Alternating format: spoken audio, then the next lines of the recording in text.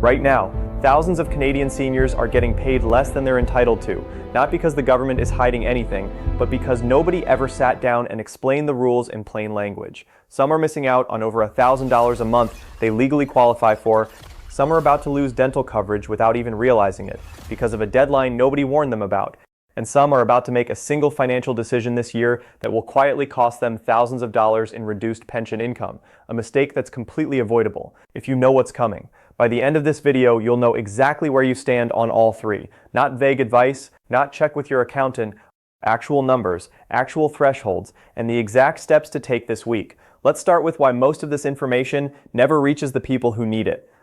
Welcome back. If you're new here, this channel exists for one reason: to translate Canadian retirement and senior benefit programs, old age security, the guaranteed income supplement, the Canada Pension Plan, and dental coverage out of government language and into plain English. Here's the uncomfortable truth about these programs. They are not designed to reach out to you. Old age security will pay you automatically once you're enrolled, yes, but almost everything else, the guaranteed income supplement, the dental plan, deferral strategies, income planning around the clawback, all of it depends on you knowing the rules and acting on them. Nobody calls you. Nobody sends a friendly reminder. The system rewards people who understand it and quietly shortchanges people who don't. Today we're covering 4 things in depth. First, the old age security increase that just took effect and the income ceiling that can wipe it out if you're not careful. Second, the guaranteed income supplement, who actually qualifies because it's more people than you'd think. Third, a Canada Pension Plan decision that affects almost everyone approaching retirement and the math behind it. And fourth, the dental coverage deadline that has already caught thousands of seniors off guard this year. Grab a coffee. This one's detailed, because your retirement income deserves more than a surface-level explanation. Let's get into it. Let's start with the payment almost every Canadian senior receives: old age security. Here's something most people don't realize. OAS is not a flat, unchanging number. It is reviewed 4 times every single year in January, April, July, and October, and it's adjusted based on the Consumer Price Index.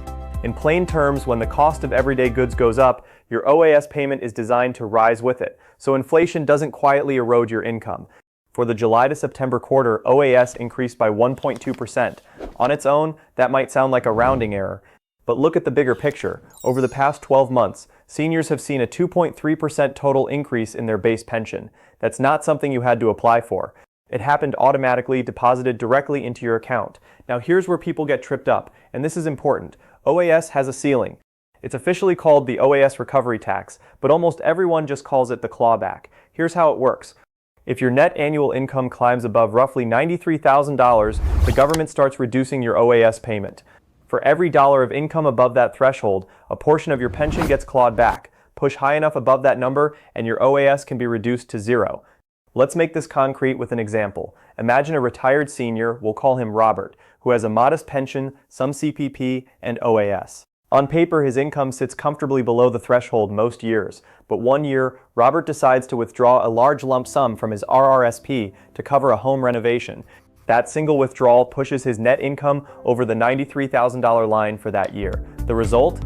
A chunk of his OAS gets clawed back. Not permanently, just for that tax year, but it's real money he didn't expect to lose, and it could have been avoided with better timing. This is exactly why financial planners talk so much about withdrawal sequencing in retirement, deciding which account to pull money from, and when, so you don't accidentally trigger a clawback. If you're planning any large withdrawal this year, clearing a mortgage, funding a renovation, helping a grandchild, it's worth running the numbers first, because the OAS system doesn't care why you needed the money. It only looks at your net income for that year. Now let's talk about the benefit that gets misunderstood more than any other: the Guaranteed Income Supplement, or GIS.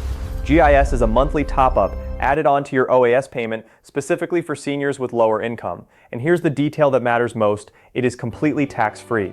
Every dollar of GIS you receive stays in your pocket. Like OAS, it's adjusted quarterly for inflation, and for a single senior with minimal other income, it can add over $1,000 a month on top of your regular OAS deposit. Combined, a senior with little to no other income can be receiving close to $1,800 a month between OAS and GIS together, money that arrives automatically once you're properly enrolled. But here's the mistake that costs people the most. GIS eligibility is based on your income from the previous calendar year, not your income right now. That detail alone causes thousands of seniors to miss out every single year. Think about how many life situations change income from one year to the next. A senior stops part-time work, An investment matures and isn't replaced. A spouse passes away and household income drops. In every one of these situations, that senior may now qualify for GIS or for a higher GIS payment than before, even if they were told you don't qualify in a previous year. Here are the approximate numbers to know. A single senior generally needs to have annual income under about $22,000 to qualify. For a couple where both partners receive full OAS, that combined threshold is closer to $30,000. And it's not a hard cutoff. GIS phases out gradually as your income rises toward that threshold, so even seniors close to the limit may still receive a partial payment. Let's use another example. Picture a widowed senior, we'll call her Margaret, whose household income used to come from her and her late husband's combined pensions. After he passed away, her household income dropped significantly. If Margaret never updates her information with Service Canada, the system has no way of knowing her situation changed. She could be leaving hundreds of dollars a month on the table simply because nobody told her the rules reset every year based on updated income. This is also where a related benefit comes in that almost nobody talks about: the allowance for spouses or common law partners age 60 to 64 whose partner already receives GIS. And for widowed seniors specifically in that same 60 to 64 age range, there's the allowance for the survivor, a benefit that can pay over $1,000 a month to bridge the gap before full OAS eligibility kicks in at 65. These two programs are chronically underused simply because most people have never heard of them. The bottom line on GIS: if your income has changed in any way over the past year, retirement, reduced hours, loss of a spouse, ending an investment, go check your eligibility again. Don't assume last year's no is still accurate. Now let's shift to a decision that isn't automatic at all. It's a choice you have to actively make, and it has a bigger financial impact than most people realize: when to start your Canada pension plan. Unlike OAS, which is based on residency, CPP is based on what you contributed during your working years. You can start taking it as early as 60 at the standard age of 65, or you can delay it all the way to 70. Here's the part that surprises people. Every month you delay past 65 increases your CPP payment permanently. Delay a full year and your payment goes up by roughly 7.2%.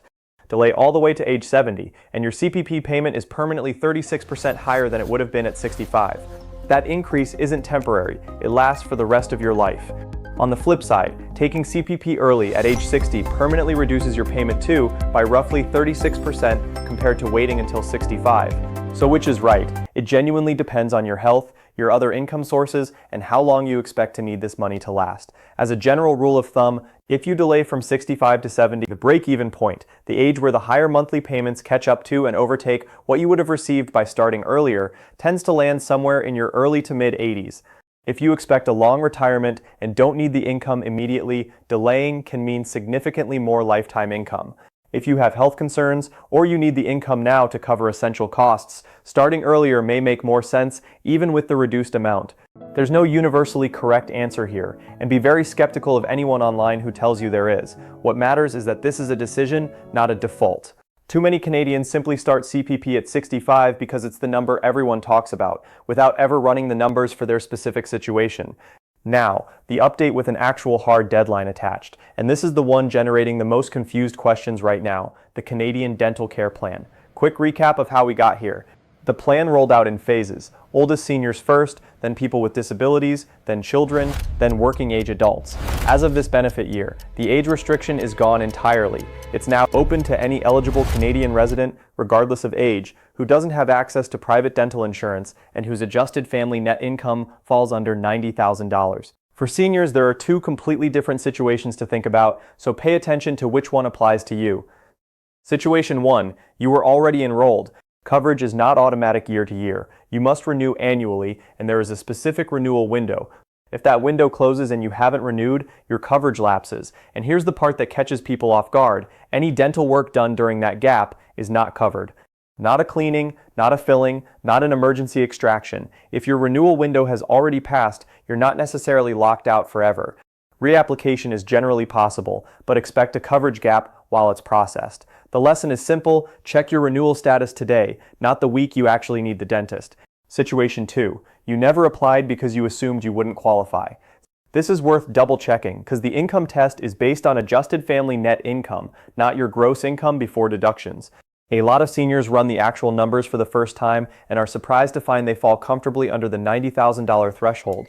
If you've never applied, or you assumed years ago that you wouldn't qualify, it costs you nothing to check again. And here's a detail specific to retirees that's easy to miss. If you had dental coverage through a workplace pension plan and you opted out of it before a certain date, this matters for eligibility. So if that applies to you, it's worth confirming your specific situation directly with Service Canada rather than assuming either way. The average savings reported for enrolled Canadians has been substantial, in the hundreds of dollars per year in reduced out-of-pocket dental costs. For a senior on a fixed income, that's not a minor perk. That can be the difference between getting a needed procedure done and putting it off indefinitely. Before we wrap up, I want to flag a pattern that's become more common. Scams specifically targeting seniors around these exact programs. If you receive a call, text, or email claiming to be from the government, asking for your social insurance number, banking details, or a processing fee to release a benefit payment, that is not how these programs work. Service Canada does not charge fees to release GIS, OAS, or dental benefits you're already entitled to. They do not ask for your banking PIN over the phone. If something feels off, hang up and contact Service Canada directly using the number on their official website, never a number given to you by the caller. The safest way to check any of this, your OAS amount, your GIS status, your CPP options, your dental renewal, is the same in every case. Log into your own My Service Canada account directly, not through a link in an email or text message, and check it yourself. Let's zoom out, because there's a pattern across everything we just covered. OAS adjusts automatically, but the clawback threshold punishes large withdrawals taken without planning. GIS depends entirely on you reporting income changes. The system will not chase you down with money you're owed. CPP timing is a decision, not a default, and the standard age isn't automatically the right one for you. And dental coverage requires an annual renewal that quietly lapses if you ignore it. The common thread in every single one of these, the benefit exists, the money is real, but claiming all of it requires you to actively check, update, and confirm your information, not just wait for a deposit and assume everything is being handled correctly on your behalf. That's really the dividing line between seniors who get every dollar they've earned and seniors who lose hundreds or even thousands of dollars a year simply through inaction. So here's exactly what to do this week, not someday, this week. 1. Log into your My Service Canada account and confirm your current OAS and GIS payment amounts match what you should be receiving based on what we covered today. 2. If your income has changed in the past year, retirement, reduced hours, loss of a spouse, update it and check your GIS eligibility again, even if you were told no before.